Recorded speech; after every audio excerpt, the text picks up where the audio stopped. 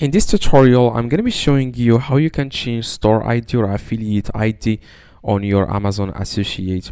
Now you just need to log in into your account. Now after that, you want to click on the, you want to click on this, okay, on the email here, on the trace lines in the top right, as you can see. After that, you want to click on find like generate, correct. Okay, you want to click on account, and then you want to click on account settings. All right, now here you want to search here for manage your tracking IDs here.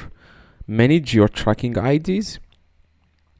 After that, you want to then add here your new tracking number, new tracking ID that you want. Click on go.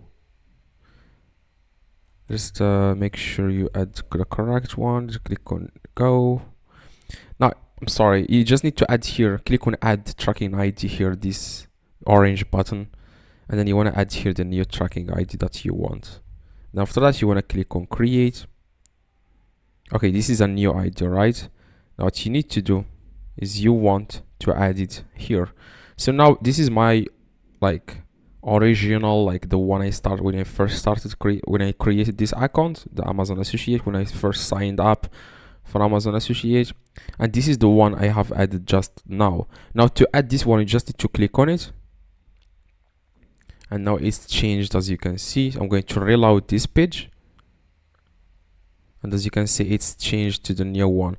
But keep in mind that it says here, click the add tracking number ID button to add another ID to your account. The new tracking ID will take up to 24 hours to get enabled for one link.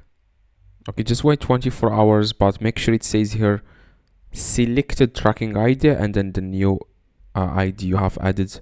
Just make sure it says the new ID, and then that's it. You just need to wait a few hours, and then it will be here. But you can start using it right now. Okay, so hopefully this tutorial helped you.